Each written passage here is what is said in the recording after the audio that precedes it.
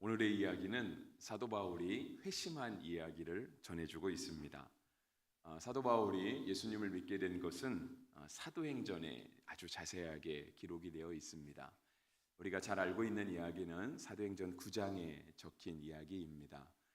사도 바울이 그전에는 사울이라고 불렸죠.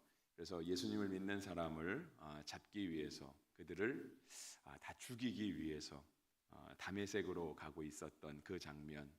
근데 그렇게 다메섹을 향해 가고 있다가 갑자기 밝은 빛 가운데 임하신 예수님을 만나게 되고, 그로부터 또 아나니아의 도움, 또 바나바의 도움으로 그가 예수님을 믿는 사람이 되었다라고 하는 것을 우리는 익히 잘 알고 있습니다. 사울이 바울로 변화받은 이야기, 그 이야기는 사실상 사도행전 9장에만 기록되어 있지 않고요, 사도행전 안에서도 2번이나 더 기록이 되어 있습니다. 사도 바울은 자기가 변화받은 이야기를 복음을 전하는 데 있어서 아주 유용하게 사용했습니다. 오늘 본문에도 나와 있지만 사도 바울의 그 예전의 모습은 13절과 14절처럼, 특별히 14절에 있는 말씀처럼 내가 내 동족 중 여러 연갑자보다 유대교를 지나치게 믿어 내 조상의 전통에 대하여 더욱 열심히 있었으나 라고 하는 표현처럼 그는 정말 열정적인 삶을 살았던 사람이었습니다. 그런데 그것이 예수님과는 반대되는 길이었던 거죠. 그러니까 그의 살아갔던 삶은 열정적이었지만 그는 한 번도 그의 삶에 있어서 자기의 삶을 함부로 나태하게 놔두는 사람은 아니었습니다. 그래서 정말 삶의 목적을 가진 사람처럼 끝까지 다름질하면서 그렇게 살아갔던 사람이었는데, 다만 방향이 달랐다라고 하는 거예요. 그런데 그랬던 바울이 사울이었죠. 그전에는. 이제는 예수님을 알게 되어서 이제는 예수님을 전하는 사람이 되었습니다. 그리고 그가 대표적으로 스데반을 죽인 일이 있었죠. 그러니까 예수님을 믿는 사람, 예수님의 복음을 전하는 사람들을 그는 죽어 마땅한 사람이라고 생각할 정도로 그렇게 죽이고 체포하고 다니는 사람이었는데, 그도 예수님을 알게 된 다음부터는 그도 결국은 예수님 때문에 그의 생명을 내놓는 순교자의 위치까지 그도 오르게 됩니다. 그러니까 동일하게 예전에는 자기가 예수 믿는 사람을 죽이고 다녔는데, 이제는 그렇게 예수 믿는 사람을 죽이는 사람 때문에 자기도 죽임을 당하게 되는 그런 순교회로 삶을 마무리하게 되죠. 사도 바울은 이렇게 자기가 변화받은 이야기를 오늘 본문에서도 이야기를 합니다. 그래서 이제 11절, 12절에 기록하기를 형제들아 내가 너희에게 알게 하노니 내가 전한 복음은 사람의 뜻을 따라 된 것이 아니니라. 이는 내가 사람에게서 받은 것도 아니요 배운 것도 아니요 오직 예수 그리스도의 계시로 말미암은 것이라 했습니다. 우리가 어저께부터 갈라디아서를 처음 보면서 갈라디아서의 그 시작은 다른 서신서와는 조금 느낌이 다르다라고 하는 이야기를 했습니다. 여러분 성경을 펴고 계시면 갈라디아서 1장 1절을 보시면 그런 느낌이 조금 더 와닿습니다. 그러니까 편지라고 했잖아요. 그러니까 편지를 썼을 때 어제도 전한 것처럼 사랑하는 누구누구에게, 친애하는 누구누구에게, 보고 싶은 누구누구에게, 아니면 그저 사람의 그 편지를 누가 받는지를 밝히지 않는다고 해도 보통은 이렇게 평안의 인사로 시작하죠. 그러니까 예전 히브리 말로 하면은 샬롬 하면서 이렇게 시작할 수 있고, 아니면 뭐 평안을 전합니다 이런 말로 시작할 수 있지만 갈라디아서는 그렇게 시작하지 않습니다. 그래서 사람에게서 난 것도 아니요 사람으로 말미암은 것도 아니요 라고 이야기를 하면서 내가 전하는 복음은 사람에게서부터 난 것이 아니다. 그러면서 1장 1절 중간부터 보시면 오직 예수 그리스도를 그를 죽은 자 가운데서 살리신 하나님 아버지로 말미암아 사도된 바울은 이라고 하면서 자신의 정체성을, 자신이 지금 어떠한 사람인가를 1장 1절 후반부에서 명확하게 밝히고 있습니다. 그리고 오늘 11절부터 본문을 보았는데요, 그 갈라디아 교회를 향해서도, 이 갈라디아서를 받아보는 교인들, 형제들을 향해서도 또 그렇게 얘기하는 거예요. 내가 너희에게 알게 하노니 내가 전한 복음은 사람의 뜻을 따라 된 것이 아니다 라고 이야기를 하죠. 이것이 이제 어저께 본문 마지막에 그 위에 10절을 보시면 10절과는 조금 느낌이 다릅니다. 그러니까 10절은 이와 같이 얘기하죠. 이제 내가 사람들에게 좋게 하랴 하나님께 좋게 하랴 사람들에게 기쁨을 구하랴 내가 지금까지 사람들의 기쁨을 구하였다면 그리스도의 종이 아니니라 했습니다. 그러니까 그는 명확하게 자기가 하나님 앞에서 어떠한 사람이라는 사실을 깨닫고 있었습니다. 그래서 10절의 말씀은 자신이 어떤 사람인지를 알고 있었기 때문에 자신은 사람들을 위해서 살지 않았다라고 하는 거예요. 그의 모든 삶이 다 하나님께 초점이 맞추어져 있었다라고 하는 것을 이야기하고 있는 거고요.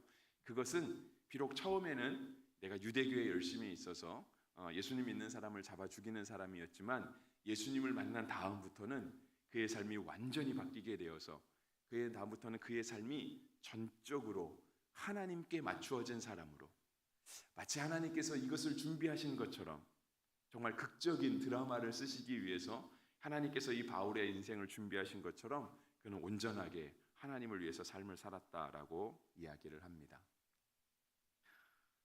그래서 바울은 자신의 삶을 고백할 때도요 15절 같이 고백합니다.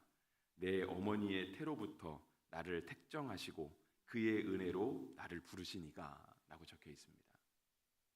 그러니까 바울이 자신의 과거의 삶을 부정하지 않았습니다. 자신의 과거의 삶은 13절 14절과 같았던 거예요. 내가 심지어 예수 믿는 사람 많이 잡아 죽이고 스데반이라고 하는 인물도 죽이고, 우리가 사도행전을 이렇게 최근에 언제 보셨는지 잘 모르겠지만 그러니까 스데반이 죽고 나서 스데반의 죽음으로 교회가 다 흩어지기 시작하는데 8장 1절, 그러니까 7장의 마지막 절, 이게 이제 사도행전 나중에 보시면 7장의 마지막 절 후반부와 8장 1절은 거의 붙어 있습니다. 단락이 그렇게 끊어지게 돼 있거든요. 거기에 뭐라고 적혀 있냐면 사울은 스데반이 죽은 것을 마땅한 일로 여겼다라고 적혀 있습니다. 그러니까 죽어 마땅한 사람이라고 여겼다라고 하는 거예요. 그렇게 삶을 살았던 바울이 자신의 삶을 뭐라고 고백하냐면 하나님께서 나를 택하신 것은 내 어머니에부터 있었던 것이다.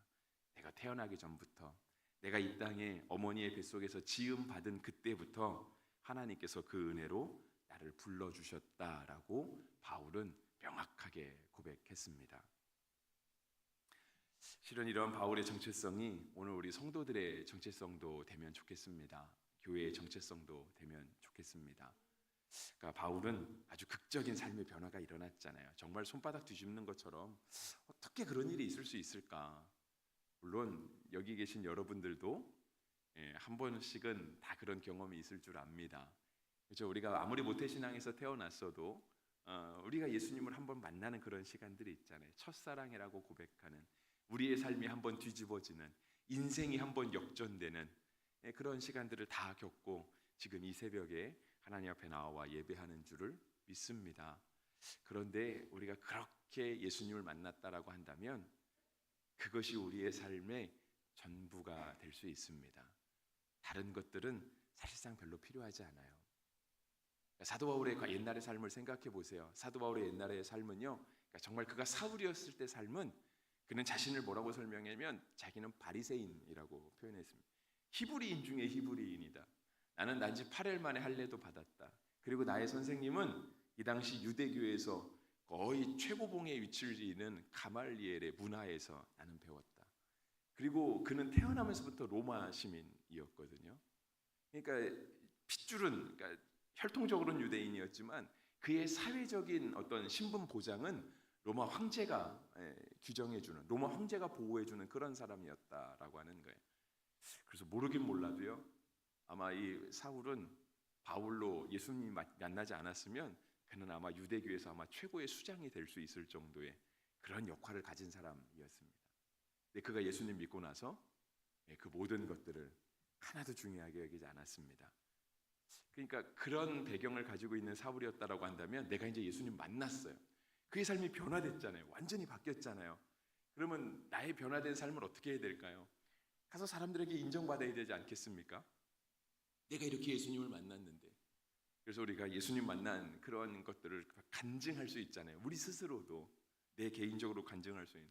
사도 바울은 전혀 사람을 찾아다니지 않았습니다. 그래서 16절에도 적혀 있죠. 그의 아들을 이방에 전하기 위하여 그를 내 속에 나타내시기를 기뻐하셨을 때에, 이제 이 얘기는 그거죠. 말이 조금 어렵긴 하지만 내가 이제 예수 믿기 시작했을 때, 내가 이제 예수님께 붙들려서 복음을 전하는 사람이 되기 시작하였을 그때에 내가 내 혈육들과 의논하지 않았다라는 거예요. 그리고 17절, 또 나보다 먼저 사도된 자들을 만나려고 예루살렘으로 가지 않았다라고 하는 거예요.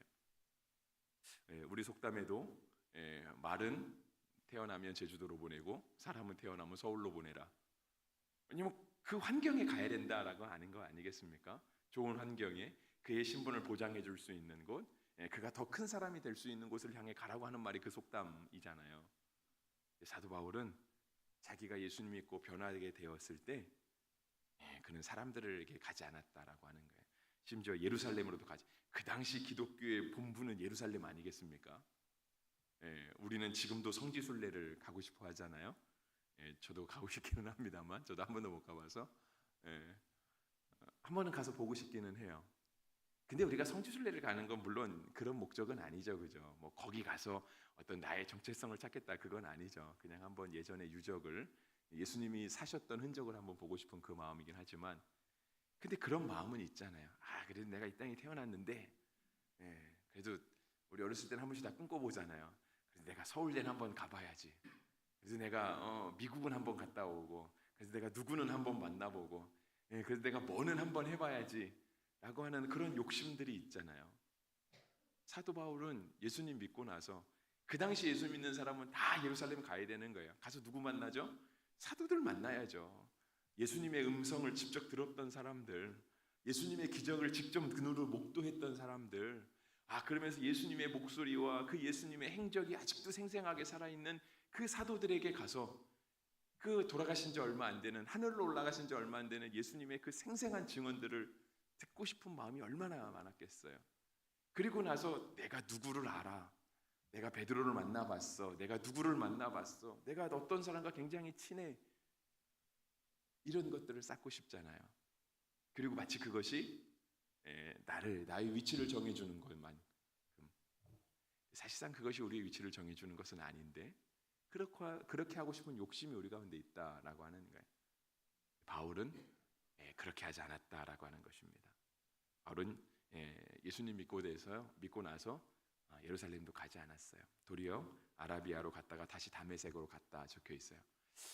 물론 이 부분은 조금 이렇게 성경적으로 연구가 필요하긴 합니다. 왜냐하면 바울이 정말 예수님 믿고 나서, 왜냐하면 사도행전의 기록에 의하면 그가 아라비아로 갔다라고 하는 기록들은 또 없거든요. 그러니까 정말 사도 바울이 아라비아에 갔을까 안 갔을까는 알 수는 없지만 어쨌든 그는 예루살렘을 가지 않았어요. 예루살렘을 가지 않고 그의 복음 전도의 길을 떠나고 다메섹으로 갔다는 얘기는 자신의 고향 땅으로 돌아갔다 하는 이야기죠. 그리고 또 3년 만에 18절부터 보시면 3년 만에 게바를 방문하려고 예루살렘에 올라갔다 적혀 있어요. 3년이 지나서 예루살렘을 방문했다는 거에서 베드로를 만나려고 갔지만 실은 베드로를 만나러 갔었는데 베드로를 보지 못하고 오직 예수님의 동생이었던 야고보만 보게 되었다. 그리고 사도들은 한 명도 보지 못하였다라고 적혀 있고요.